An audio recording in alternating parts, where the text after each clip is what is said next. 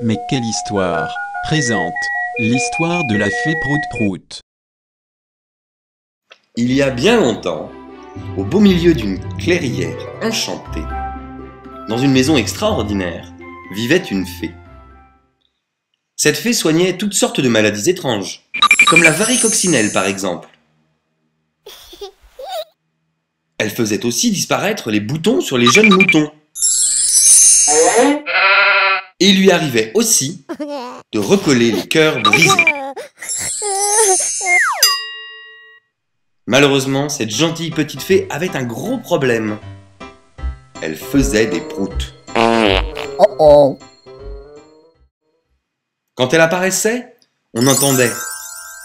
Elle devenait alors toute rouge.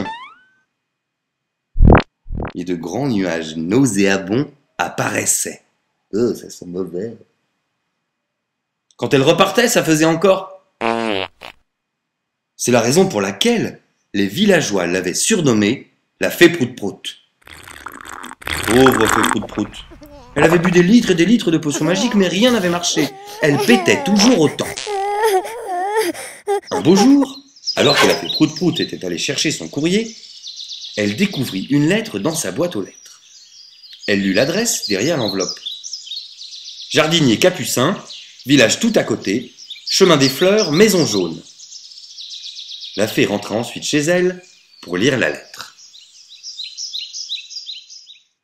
Chère fée Prout-Prout, je m'appelle Capucin et je suis jardinier. Depuis toujours, j'ai le hoquet.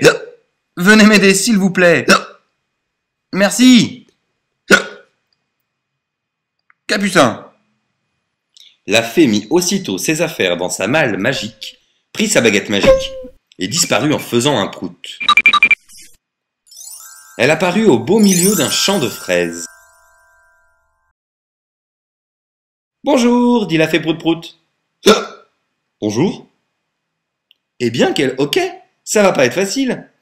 J'ai besoin de temps pour préparer une potion. Où puis-je m'installer?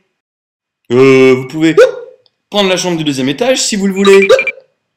La fée Prout-Prout disparut alors dans un nuage nauséabond.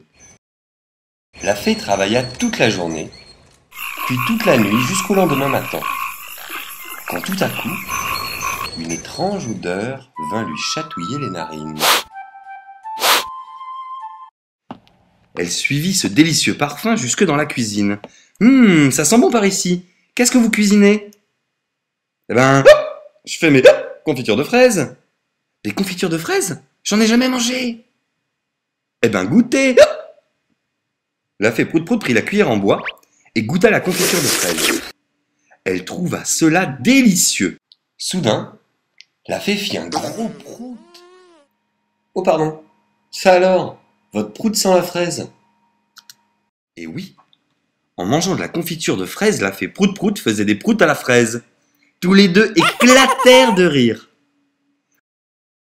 Le lendemain, la fée Prout-Prout dit au jardinier: « Tenez, j'ai préparé cette potion pour guérir votre hoquet. » Et moi, dit Capucin, j'ai fait une nouvelle confiture à la banane. Capucin but toute la potion et la fée, elle, goûta la confiture. Mais au fait, est-ce que votre hoquet est guéri? Demanda la fée. Dit Capucin. Oui, regardez, je n'ai plus le hoquet. Mais soudain, on entendit: Oh, ça alors! Votre prout sent la banane maintenant, dit Capucin. Et oui, avec la confiture de banane, la fée faisait maintenant des proutes à la banane. Que c'est drôle! Le jardinier Capucin fit alors toutes sortes de confitures bizarres pour les faire goûter à la fée Prout-Prout. Des confitures au citron, à la pomme, à la cerise, aux petits pois, aux radis, aux pommes de terre. Mais la confiture préférée de la fée, c'était la confiture de bonbons. Quand elle disparaissait, ses proutes sentaient la sucette. Et ça plaisait beaucoup aux enfants. Un beau matin, la fée découvrit un colis dans sa boîte aux lettres. Oh, c'est de la part de Capucin. Le colis contenait une nouvelle confiture. Et sais-tu à quoi elle était?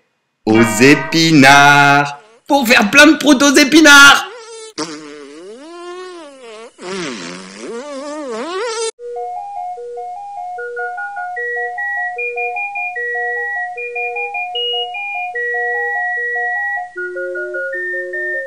Pomme.